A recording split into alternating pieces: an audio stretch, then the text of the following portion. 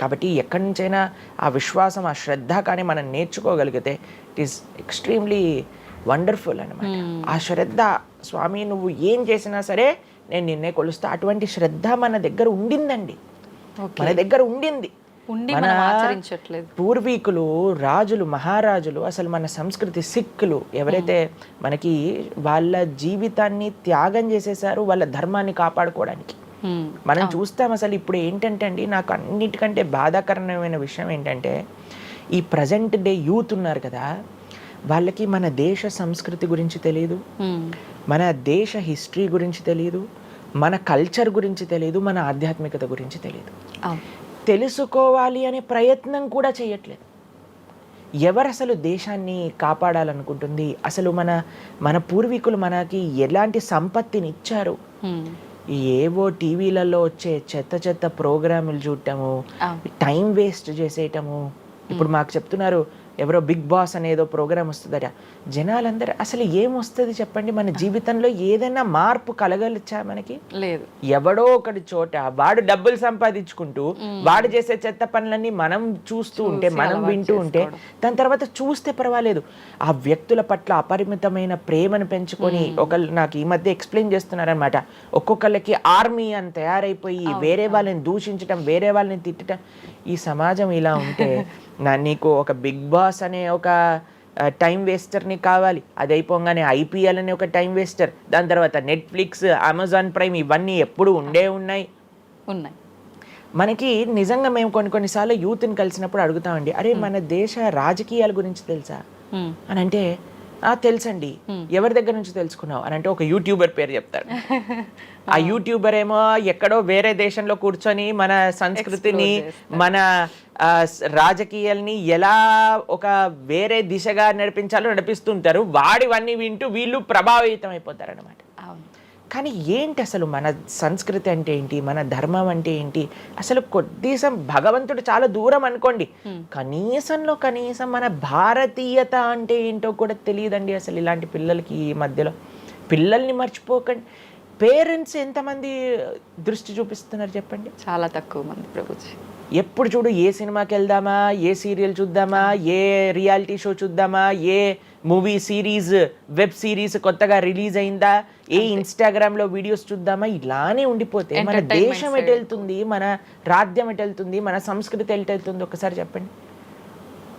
కాబట్టి భక్తి అనేది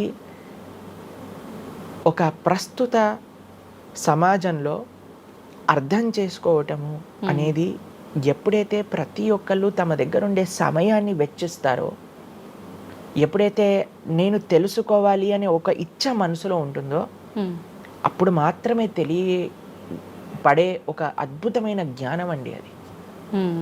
తత్విద్ధి ప్రణిపాతేన పరిప్రశ్నేన సేవయా అని కృష్ణుడు భగవద్గీతలో చెప్పారు. ఆధ్యాత్మిక జ్ఞానం అంటే ఎలానో అలా తెలుసుకోలేమండి, దానికి సమయాన్ని వెచ్చించాలి, దానికి ఇంట్రెస్ట్ మన లోపల కలిగి సమయాన్ని తీసుకోవాలి. అరే మనకి బిగ్ బాస్ చూడటంలో ఉన్నంత ఇంట్రెస్ట్ టైం, IPL మ్యాచ్లలో చూడడానికి ఇంట్రెస్ట్ టైం, వెబ్ సిరీస్లు చూడడానికి ఉన్న ఇంట్రెస్ట్ టైం, ఒక గీతా భాగవతం వినడానికి మనం టైం పెడుతున్నామా? లేదు, అసలు అట్లాంటి ఆలోచనే రావట్లేదు కదా. మరి భక్తి అంటే ఏంటి, భగవంతుడు అంటే ఏంటి, భగవంతుడు మనకి ఏం చేస్తున్నాడు, ఇవన్నిటికీ సమయం వెచ్చించాలి కదండి. కాబట్టి అందుకే మనం ఎప్పుడు చెప్పేది, ఒక భక్తుడు అనేవాడు అన్నిటికంటే అదృష్టవంతుడు. ఎవరికైతే భగవంతుడి యొక్క కృప అనుభవంలోకి వస్తుందో, అటువంటి అనుభవం కానీ మనం పొందాలి అని అనుకుంటే మనం సమయాన్ని కేటాయించాలి. ఇది చాలా ముఖ్యమైన విషయం. అయితే మనం ఆధ్యాత్మిక ప్రయాణం మొదలు పెట్టాలి అంటే ముందుగా చేయాల్సిన పని, మొట్టమొదటి అడుగు ఆధ్యాత్మిక ప్రయాణం ముందు పెట్టాలి అని అంటే ఇన్స్టాగ్రామ్, వాట్సాప్ని తగ్గించాలి. ఓకే. ఇంతకు ముందు ఏకాదశి, ఇప్పుడు రేపు ఏకాదశి ఉపవాసం అంటే నిర్జల ఉపవాసం అని, లేదా పలాహార ఉపవాసం అని అది చెప్తారు. కొన్ని సంవత్సరాలు అయిపోయాక ఉపవాసం అని అంటే కనీసం ఈ రోజైనా ఫోన్ చూడొద్దు అని చెప్పే రోజులు కూడా వస్తాయేమో అనిపిస్తుంది. ఎందుకంటే ప్రతిసారి కూడా అడిక్టెడ్ జనాలందరూ కూడా వాట్సాప్ వీడియోలు, స్టేటస్లు, ఇన్స్టాగ్రామ్, యూట్యూబ్, టీవీ, వీటితో అడిక్ట్ అయిపోయి ఎంత సమయాన్ని వెచ్చిస్తున్నారు. అసలు మీరు అన్నట్టుగా జపం చేయడానికి అడుగురా అంటే జపం చేయడానికి సమయం లేదంటారు, వాట్సాప్ స్టేటస్ మాత్రం చూడడానికి సమయం ఉంటుంది. ఎంత విచిత్రం చెప్పండి. కాబట్టి మనము చాలా జాగ్రత్తగా మొట్టమొదటి అడుగు ఏంటి అని అంటే మనం చెయ్యకూడని విషయాలు పక్కన పెట్టడం. ఏంటి? అక్కర్లేని విషయాలు వినటం, అక్కర్లేని విషయాలు మాట్లాడటం, అక్కర్లేని విషయాల గురించి ఆలోచనలు చేయటం. వీటన్నిటిని పక్కన పెట్టి 4 నియమాలు చెప్పారండి మన శాస్త్రంలో భక్తిలో ముందుకెళ్ళడానికి, ధర్మ మార్గంలో ముందుకెళ్ళడానికి. మద్యం పానం శ్రియాసూన యథా అధర్మశ్చ చతుర్విధం అని భాగవతం చెప్తుంది. 4 రకములైన తప్పుడు అలవాట్లను మనం నిషేధన చెయ్యాలట. ఏంటి ఆ 4? మద్యము అని అంటే మద్యాన్ని సేవించటం, ఎనీ టైప్ ఆఫ్ ఇంటాక్సికేషన్ అని అనుకోండి. సిగరెట్లు కానీ, మందు కానీ, గుట్కా, మానిక్ చంద్, పాన్, ఇంకేమంటారు టొబాకో, ఇవన్నీ డ్రగ్స్, ఇవన్నీ అసలు చెప్తూ ఉంటే మిగతా ఎనీ కైండ్ ఆఫ్ ఇంటాక్సికేషన్ దీన్ని పక్కన పెట్టాలి. మనం భక్తి మార్గంలో ముందుకెళ్ళాలి అని అంటే చెప్తున్నాను. 2 మద్యం పానం శ్రియ అసూన.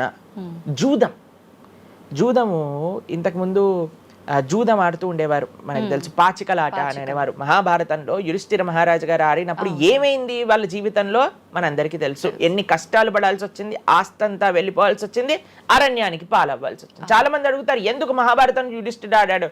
ఆయన ఆడి చూపించారు, అయ్యా ఆడితే ఈ పని అవుతుంది. ఎగ్జాంపుల్ సెట్ చేయడానికి ఆయన చేశారు. సరే, ఆయన చేసింది తప్ప కదా, ఆయన ఏం అనుభవించారో తెలుసు కదండి. మనం ఎందుకు చెయ్యాలి ఆ పని? ఇప్పుడు జూదం యొక్క విపరీతమైన కాన్సిక్వెన్సెస్ తెలుసా అండి. ఇప్పుడు బెట్టింగ్ గేమ్లని, IPL మ్యాచెస్ కి బెట్టింగ్స్ అని, లేదా ఏదొస్తే దానిపైన బెట్టింగ్లు పెట్టడం, అవి ఇవి ఎన్ని అప్లికేషన్స్ తయారైపోయి ఎన్ని ఒక యువతని ఒక తప్పుడు మార్గంలో పెట్టడానికి. అసలు మాకు అప్పుడప్పుడు మేము యూట్యూబ్ చూస్తాం కదండి ప్రవచనాలు వినడానికి, మా గురువు గారి ప్రవచనాలు వినడానికి మేము చూస్తుంటాం అనమాట. అప్పుడు వస్తుంది రమ్మీ సర్కిల్ అని యాడ్ వస్తుంది అనమాట. ఇప్పుడు పేరు చెప్తున్నారు ఎందుకు ప్రభుజీ అని మీరు అనుకోవచ్చు. ఎందుకంటే పెద్ద పెద్ద సినిమా యాక్టర్స్ వాళ్ళు ప్రమోట్ చేసేది రమ్మీ సర్కిల్ అని, మానిక్ చంద్ కంపెనీస్ని, గుట్కాలని, తర్వాత ఏవైతే అన్హెల్దీ ప్రోడక్ట్స్ కోక్ ఇలాంటివి ఏవైతే సాఫ్ట్ డ్రింక్స్ కూల్ డ్రింక్స్ ఉంటాయో వాటిని మీరు ఒక్కసారి ఆలోచన చేయండి. వాళ్ళు నిజమైన శ్రేయోభిలాషలా మనకి ఒక్కసారి ఆలోచన చేస్తే మనకు అర్థమవుతుందని. మొత్తం ఒక దగ్గర ప్రపంచం అంతా ఇవి తప్పు, ఇవి మీకు మంచిది కాదు అని మొత్తుకుంటుంటే మీరు ఎవరైతే మీరు హీరోయిన్ నా రోల్ మోడల్ అని అనుకుంటున్నారో వాడు మీకు నేర్పించేది ఏంటి అని అంటే నువ్వు ఈ పేకాట ఆడు, నువ్వు గుట్కా తిను, నువ్వు కూల్ డ్రింక్ తాగు, నీ జీవితం ఏమైనా మాకు పర్వాలేదు. మేము ఎక్కడికి వెళ్ళినా నోరు నొప్పొచ్చేటట్టు అరిచి చెప్తున్నా, అయ్యా ఇవి మంచిది కాదు, మీరు మంచి మార్గంలో ఉండండి, ఆరోగ్యాన్ని జాగ్రత్తగా పెట్టుకోండి, మనసు జాగ్రత్తగా ఉండండి, ధర్మాన్ని ఆచరణ చేయండి అని మేము చెప్తుంటే, కానీ జనాలకి వీటిలలో ఇంట్రెస్ట్ లేదు.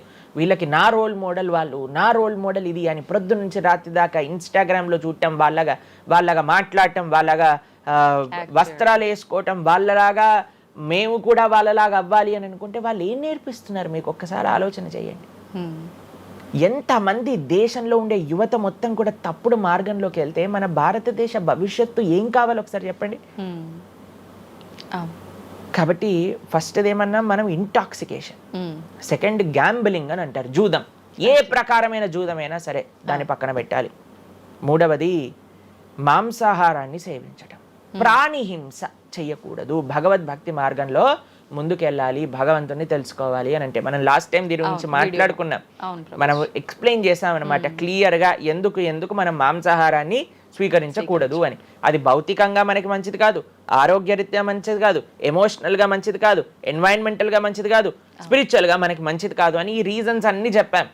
అయితే నిన్నటి రోజున మాకు ఆ వీడియో పంపించారనమాట. సరే ఏమున్నాయి అబ్బా కమెంట్స్లో అని చదువుతుంటే చాలా మంది అన్నారు, రోజు ఈ వీడియో చూడటం వల్ల మేము మాంసాహారం తినటం మానేసాము, మాకు క్లారిటీ వచ్చిందని చాలా కమెంట్స్ ఉన్నాయి. కొంతమంది ఏం రాశారు తెలుసా అండి, మరి ప్లాంట్స్కి, మరి ఆకుకూరలకి, తర్వాత మనం పండించే మొక్కలకు కూడా ప్రాణం ఉంది కదా అని. మీకు ఒక విషయం చెప్తాను, చాలా మంది ఈ ఆర్గ్యుమెంట్స్ చెప్తారండి, నాన్ వెజిటేరియన్ మానేసేయండి అని అంటే మరి మీరు జీవహింస చేయట్లేదా, మీరు కూడా మొక్కల్ని కట్ చేస్తున్నారు కదా అని అడుగుతారు. ఇప్పుడు దానికి 2-3 విషయాలు మీకు ప్రస్తావన చేస్తాను. ఒకటి, మీరు పాలకూరని, గోంగూరని, తోటకూరని, కొయ్యడానికి వెళ్ళినప్పుడు అది గట్టిగా అరుస్తూ చంపేయకు నన్ను, ఏదో ఒకటి రక్తం కారటం, అది ఇలా గార్లో ఎగరటం ఇలాంటివి చేస్తుందా అండి? లేదు. ఎప్పుడైనా మీరు ఆపిల్ పండుని కొయ్యడానికి వెళ్ళినప్పుడు ఆపిల్ పండుని ఇలా అనగానే దాంట్లో నుంచి రక్తం చెట్టులో నుంచి దారాలుగా కారుతుంటుందా అండి? అదేమైనా గట్టిగా అరుస్తుందా అని కొంతమంది అంటారు, అది అరుస్తుంది మనకి వినిపించదు. మనకి ఒకసారి అర్థం చేసుకోవాలి, ఒక ప్రాణికి ఒక వెల్ డెవలప్డ్ కాన్షియస్నెస్ ఉన్న వ్యక్తికి లేదా ఒక పర్సనాలిటీకి లేదా ఒక ప్రాణికి లేదా ఒక ప్లాంట్కి ఏంటి వ్యత్యాసము అనేది మనం తెలుసుకోవాలి. దాంతోపాటు ఇంకొక విషయం చెప్తాను, మరి ప్లాంట్స్ని తినచ్చు యానిమల్స్ని తినకూడదు అని ఏంటి ప్రమాణము అనంటే భగవంతుడు మనకి ఈ విషయాన్ని ప్రస్తావన చేశారు. స్వామి మనకి ఈ విషయాన్ని ఉపదేశం చేశారు. అయ్యా, నువ్వు కేవలం శాకాహారాన్ని మాత్రమే తినవచ్చును, సాత్విక ఆహారాన్ని మాత్రమే తినవచ్చును. ఎక్కడ చెప్పాడు భగవంతుడు? పత్రం పుష్పం ఫలం తోయం యోమే భక్త ప్రయశ్చతి. పత్రం పుష్పం ఫలం తోయం. నువ్వు ఫలములను, తర్వాత ఆకులను, నీటిని, పాలను, వీటితో సంబంధించినవి ఏవైనా సరే తయారు చేయొచ్చు, భగవంతుడికి నివేదన చేయొచ్చు, స్వీకరించవచ్చు. కాబట్టి మన శాస్త్రములు దేన్నైతే యాక్సెప్ట్ చేశాయి, ఇప్పుడు చెప్పాయనుకోండి, సరే ఈ ప్లాంట్స్లలో కూడా ప్రాణం ఉందయ్యా, ప్లాంట్స్ కూడా తినకు అని అంటే ఏం చేస్తామండి? గాలిని పీల్చుకుంటామా? సన్లైట్ తో బతుకుతామా మనం ఏమన్నా ప్లాంట్స్ బతికినట్టుగా? అవును, ఏదో ఒకటి కావాలి కదా ఆహారం. కాబట్టి అన్నిటికంటే లీస్ట్ హింస, అహింస అంటే అన్నిటికంటే లీస్ట్ హింస ఎక్కడ ఉంటుందో అది. కాబట్టి మనకి శాస్త్రం ఆమోదన చేసింది, నువ్వు ఈ ఏవైతే హర్బివోరస్ అని అంటారు చూడండి, ఏవైతే పశుపక్షాదులు కాకుండా ఏవైతే మొక్కలు ఉంటాయో, ఏవైతే ధాన్యం ఉంటుందో, ఏదైతే ఫలములు ఉంటుందో దాన్ని స్వీకరించు అని. తర్వాత రెండో ఆర్గ్యుమెంట్ ఏం చేస్తారు తెలుసా అండి? నాన్ వెజిటేరియన్ అనగానే మనం కానీ తినకపోతే వాటి పాపులేషన్ మొత్తం పెరిగిపోయి మనల్ని చంపేస్తుంది. అయ్యా, నువ్వొక్కడు మారటం చేత ఏమీ అవ్వదు. అవును, మొత్తం మారిపోదు. ప్రపంచం ఎలా వెళ్తుందో కొంతమంది మూర్ఖులు ఉంటారు, ఎంత చెప్పినా మారని వాళ్ళు వాళ్ళ పని చేసుకొని ఇవ్వండి అంతే. భగవంతుడు బ్యాలెన్స్ ని తయారు చేశారండి. ఆ భగవంతుడు ఆ బ్యాలెన్స్ ని క్రియేట్ చేస్తారు. నువ్వు ఆ ధర్మాన్ని ఆచరించకుండా ఉండు. కాబట్టి 3 చూసాం ఏంటి? మద్యం పానం శ్రియ సూన. ఒకటి intoxication, gambling, meet eating. Last